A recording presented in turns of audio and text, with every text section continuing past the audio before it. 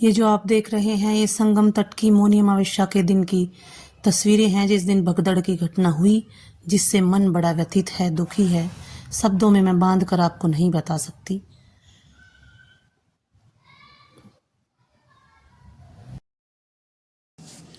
नमस्कार आप सभी को। आशा करती हूँ आप सभी ठीक होंगे, अपने घर कुशल मंगल होंगे। जब से महाकुंभ में वो भगदड़ की घटना हुई है तब से मेरा मन बहुत विचलित है। अनेकों भाव मन में उत्पन्न हो रहे हैं, कभी करुणा, कभी दया और कभी क्रोध। कई दिन से बीमार थी इसलिए वीडियो नहीं बना पाई, लेकिन मन था कि इस पर मैं अपने वक्तव्य रखूं आप सबके सामने। आखिर ये घटना क्यों घटित हो गई? हमारे देश में विश्व का सबसे बड़ा आयोजन ये हो रहा था और इसके लिए सरकार भी मुस्तैद थी, पुलिस व्यवस्था भी मुस्तैद थी। हमारी प्रदेश सरकार और हमारे देश की सरकार इस पर पूरी निगरानी रख रही थी, और फिर भी ये इतनी बड़ी घटना हो गई, अनेकों लोग मारे गए और आंकड़ा दिखाया जा रहा है सिर्फ 30-40 आदमियों का। आखिर ये घटना हुई क्यों? क्या सिर्फ इसकी जवाबदेही हमारे प्रशासन की है, हमारे प्रदेश सरकार की है? 75,000 पुलिसकर्मी कुंभ मेले के आयोजन में ड्यूटी पर तैनात हैं, जो वहां पर जाने वाले श्रद्धालुओं की निगरानी रखते हैं। क्या 75,000 पुलिसकर्मी व्यवस्था बना पाते? क्या ये प्रश्न चिन्ह नहीं है इस आयोजन पर? प्रयागराज में 10 करोड़ जनसंख्या पहुंची है स्नान करने के लिए। क्या 10 करोड़ जनसंख्या को संभालना 75,000 पुलिसकर्मियों के बस की बात थी? नहीं। और इस कुंभ मेले का आयोजन जो हो रहा है वो 4,000 हेक्टेयर भूमि में हो रहा है। कम नहीं होती 4,000 हेक्टेयर भूमि। 41 घाट बनाए गए हैं श्रद्धालुओं के स्नान के लिए। फिर भी ये घटना हो गई। घटना हुई क्यों? क्योंकि हर व्यक्ति को सिर्फ एक लगन थी कि संगम घाट पर ही मौनी अमावस्या के दिन स्नान करना है। मौनी अमावस्या का विशेष महत्व है, अमृत स्नान कहा जाता है। जब 41 घाट बनाए गए थे तो हमारी सरकार, हमारा प्रशासन ये व्यवस्था क्यों नहीं बना पाया कि वे 41 घाट पर जनसंख्या के अनुसार लोगों को स्नान कराने की व्यवस्था बनाई जाए? जब भीड़ केवल संगम तट की ओर भाग रही थी, उस भीड़ को क्यों नहीं रोका गया? जवाबदेही प्रशासन को देनी होगी। और दूसरी जवाबदेही किसकी होती है? दूसरी जवाबदेही हमारी अपनी होती है। हमारी दूसरी जवाबदेही बनती है इस भगदड़ पर। जो श्रद्धालु वहां गए थे वो कितने जागरूक थे? जब उन्हें बार बार बताया जा रहा था कि जो जहां है वहीं पर स्नान कीजिए, लेकिन सबके मन में वही लगन कि संगम घाट पर स्नान करना है। संगम घाट पर जो श्रद्धालु पहले से विश्राम कर रहे थे, कुछ लोग सो रहे थे, उनमें बच्चे भी थी, महिलाएं भी थी, बुजुर्ग भी थे, जवान भी थे। 25 लाख जनसैलाब भगदड़ की घटना के दौरान संगम तट पर था। और जब एक ऐलान होता है कि अमृत स्नान का समय हो गया है, सभी श्रद्धालु तैयार रहें। यही वो सबसे बड़ी चूक इस आयोजन में रही है कि ऐलान होते ही भीड़ संगम तट की ओर भाग पड़ी, और उस भीड़ को कंट्रोल करना पुलिस प्रशासन के बस के बात नहीं रहा। जो श्रद्धालु सो रहे थे उन्हें कुचल कर वो भीड़ आगे बढ़ गई। जो गिर गया वो उठ नहीं पाया। वो हजारों, सैकड़ों, लाखों व्यक्तियों के नीचे कुचला गया। आखिर क्यों? क्या हमारे मन में वेदना की अनुभूति नहीं होती? किसी का जवान बेटा चला गया, किसी का बूढ़ा बाप चला गया, किसी की माँ बहन विधवा हो गई। क्या ये हमारे मन में वेदना होने के लिए काफी नहीं है? एक वीडियो मैं देख रही थी, सोशल मीडिया पर आ रहा था। एक जवान बिटिया रो रो के रिपोर्टर से बोल रही थी कि भैया हम 5 बहनें हैं और हमारा बूढ़ा बाप है, हमारी माँ है, 3 बहनों की शादी हो गई और हम 2 अभी कुंवारी हैं और हमारे बुजुर्ग माँ बाप हैं। हमारा एक भाई था और वो ही इस भगदड़ में मारा गया। वो रो रो कर बोल रही थी कि भैया हम खुद को संभालें या अपने बूढ़े माँ बाप को संभालें। मेरे बाप की बुढ़ापे की लाठी छिन गई, मेरे माँ बाप बेसहारा हो गए। ऐसे हृदय विदारक दृश्य देखकर मेरा मन आहत होता है। थोड़ा सा जागरूक हमें खुद भी होना होगा। केवल प्रशासन के ऊपर ये सारी व्यवस्था का ठीकरा फोड़ देना उचित नहीं है। हम तर्क वितर्क करने में कितने सक्षम हैं, हम कितने समझदार हैं। हमारा सनातन धर्म परोपकार है, दया है, करुणा है। लोगों की भलाई करना हमारे सनातन में सर्वोपरि है। सच्चा सनातनी हिंदू वही है जो निष्पक्ष है, निर्भीक है, परोपकार, दया, करुणा की भावना रखता है। और जो वचन है वही मन है, जो प्रत्यक्ष है वही प्रमाण है। यही सनातन है। एक बागेश्वर धाम बाबा जी जो हैं, उनकी वीडियो आ रही है। उन्होंने क्या बोला है उस वीडियो में, आइए देखते हैं। पर एक बात बोलें, ये महाप्रयाग है, मृत्यु सबकी आनी है, एक दिन मरना सबको है। पर कोई गंगा के किनारे मरेगा तो वो मरेगा नहीं, मोक्ष पाएगा। यहाँ मरे नहीं है कोई। हाँ, ये है कि असमय चले गए तो दुख है, पर जाना तो सबको है। वो असमय चले गए तो इस बात का दुख है, लेकिन उनकी मृत्यु नहीं हुई है। सच कहें, उनको मोक्ष मिला है। ये बाबा जी क्या बोल रहे हैं कि जो गंगा किनारे मारा गया वो सीधा मोक्ष को प्राप्त हो गया। क्या इनसे पूछने वाला कोई है कि जो गंगा किनारे मारा गया,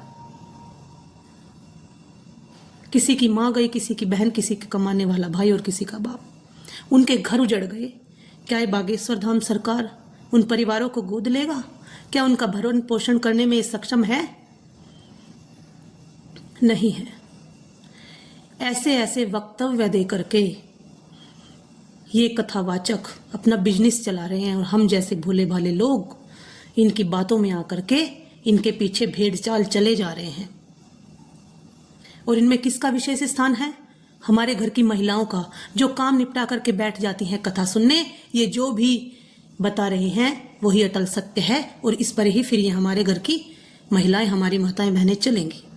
मैं सबकी बात नहीं कर रही हूँ, बहुत से लोग जागरूक भी हैं, लेकिन बहुत से लोग हमारे समाज में आज भी जागरूक नहीं है।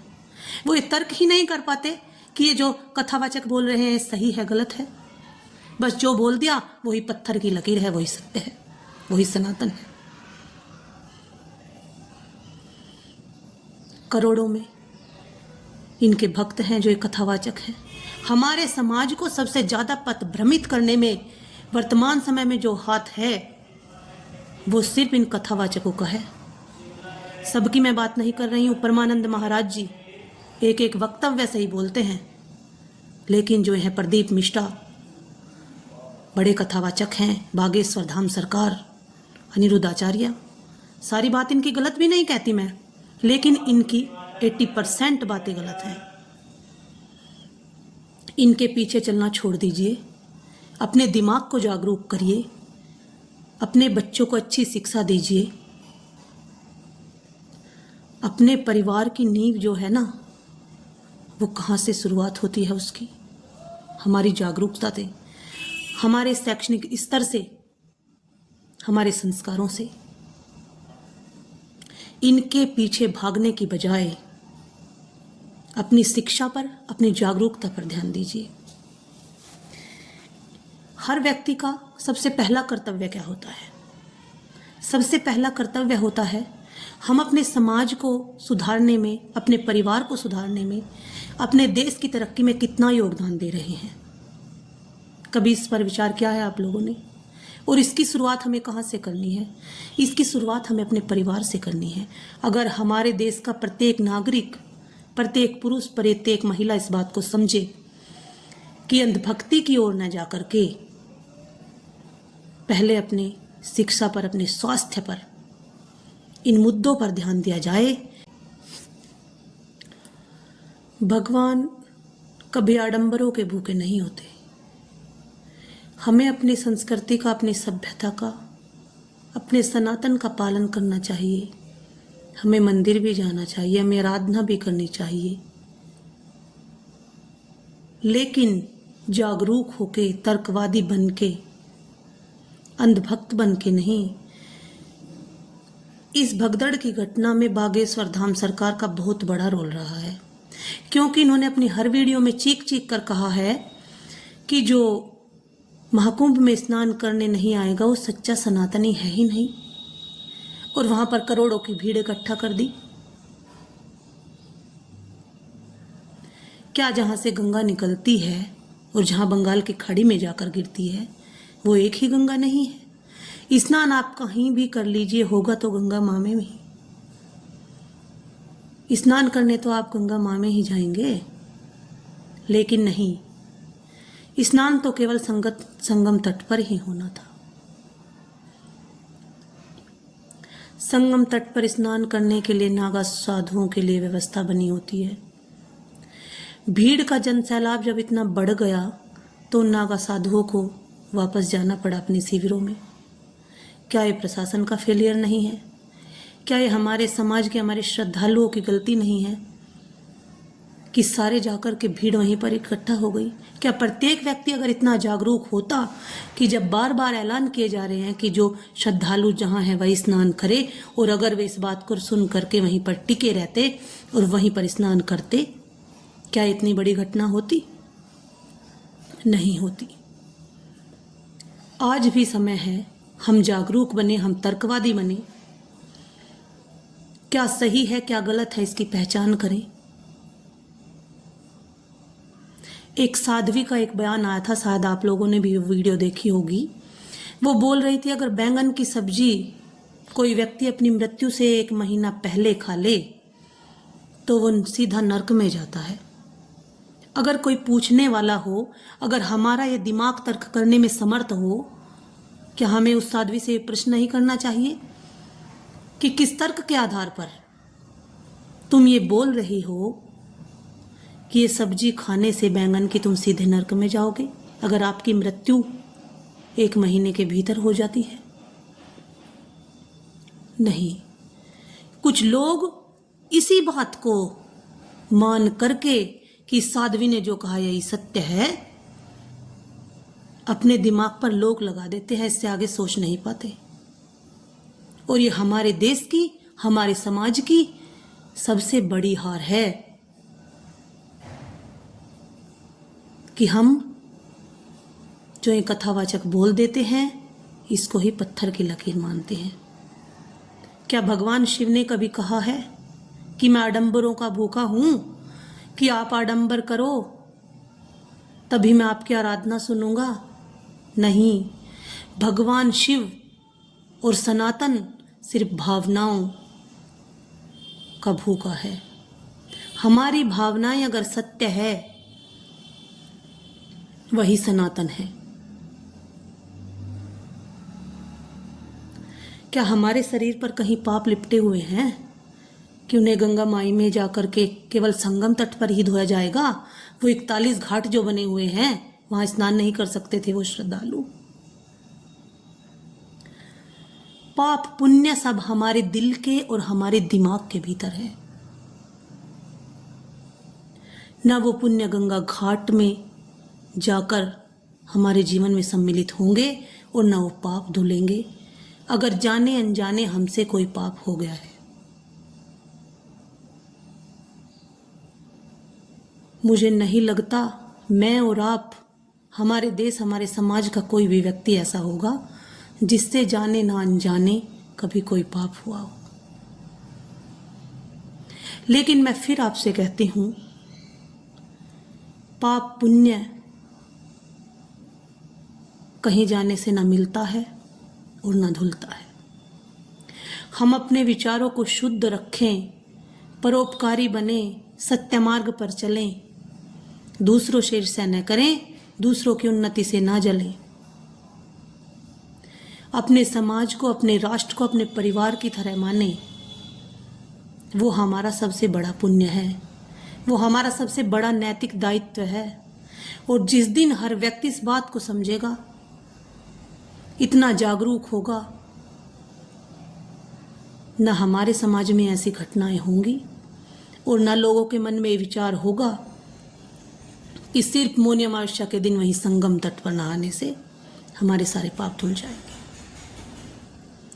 अगर आपसे जाने अनजाने भी कोई पाप हो गया है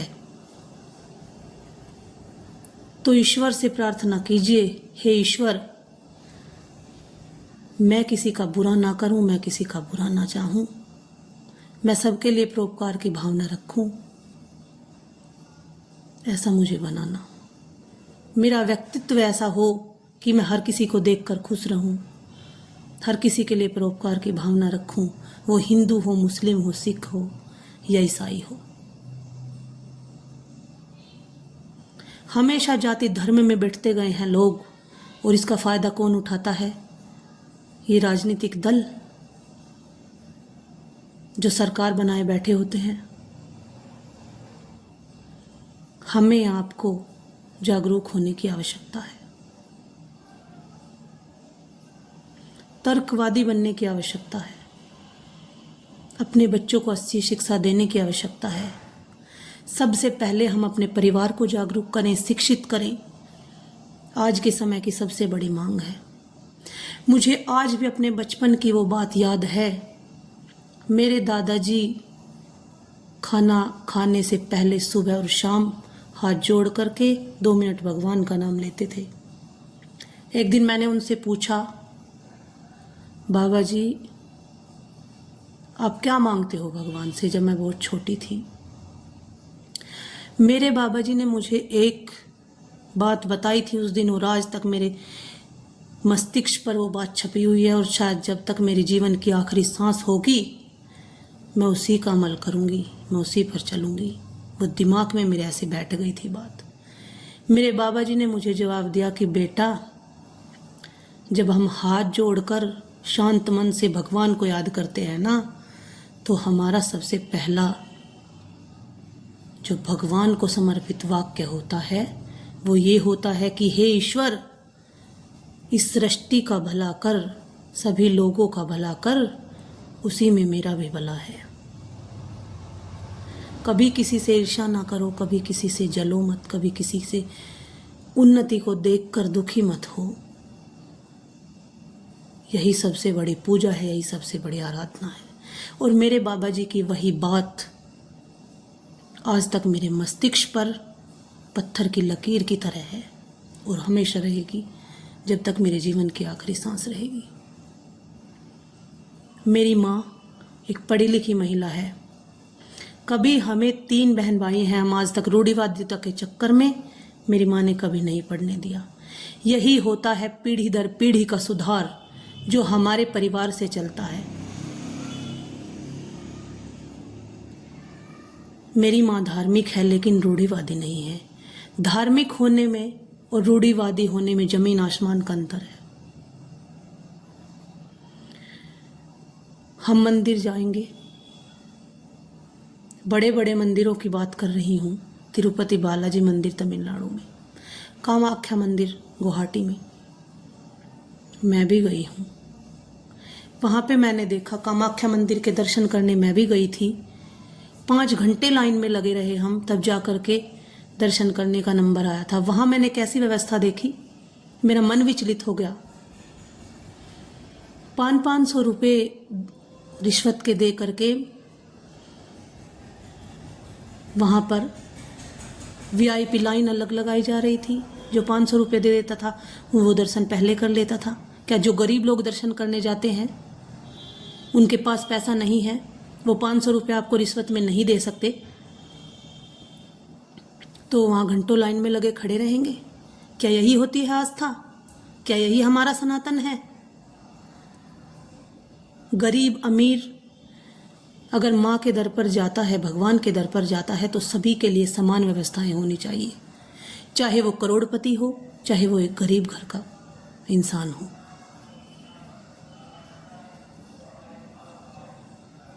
क्या मंदिरों में दान देने से हमारे समाज का भला हो जाता है? नहीं। मंदिरों में प्रतिदिन का हिसाब अगर लगाया जाए, जो हमारे देश के बड़े बड़े मंदिर हैं, करोड़ों का दान जाता है प्रतिदिन। मंदिर में दान दीजिए, मैं नहीं कहती कि गलत है, मैं भी देती हूँ जितना मेरे से बन पड़ता है, लेकिन उससे पहले हमारा जो दायित्व है वो ये है कि जो गरीब लोग हैं, जो असहाय हैं, जो अपाहिज हैं, हम उनकी मदद करें। कोई शारीरिक रूप से अपाहिज है, कोई गरीब है, बीमार है, हम उनकी मदद करें,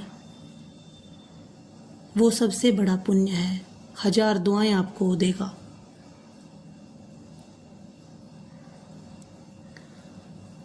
और ये जो बैठे हैं ना कथावाचक, जो टीवी खोल के हमारे घर की महिलाएं बैठ जाती, हमारी बहन, हमारी माताएं, निगाहें नहीं हटती उनकी टीवी से।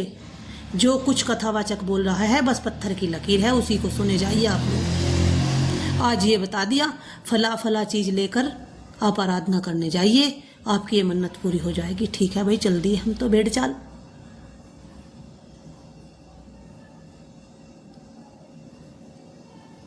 कहाँ जा रहा है हमारा समाज? इन कथावाचकों के पीछे पीछे भेड़ चाल चल रहा है। दूसरों को भी सलाह दी जाती है, अरे भाई प्रदीप मिश्रा जी ने ऐसा बताया, भाई अनिरुद्धाचार्य जी ने ऐसा बताया, भाई ऐसा करो। सर में दर्द होने लगता है मेरे ऐसी ऐसी बातें सुन करके। सोचती हूँ इनका दिमाग कहाँ है, ये कैसी शून्य है, ये जरा भी तर्क नहीं कर पाती। लेकिन इसकी जड़ पर अगर जाऊं तो इसकी शुरुआत कहाँ से हुई? हमारे परिवार से, हमारी माँ से, क्योंकि ये पीढ़ी दर पीढ़ी चलता आ रहा है ना। हम जो अपनी बच्चों को शिक्षा दे रहे हैं वही शिक्षा तो ग्रहण करेंगे हमारे बच्चे। मेरी माँ ने हमें कभी रूढ़िवादी नहीं बनाया तो हम रूढ़िवादी नहीं है। मैं रूढ़िवादी नहीं तो मेरी बेटी तो अभी 12 साल की है, वो रूढ़िवादी नहीं है। हमें अपने परिवार को सुधारना होगा, हमें जागरूक बनना होगा। ये हृदय विदारक दृश्य देखने के बाद भी यदि आपको लगता है कि मैंने अपनी इस वीडियो में कुछ गलत बोला है तो मैं अक्षमा प्रार्थी हूँ। धन्यवाद।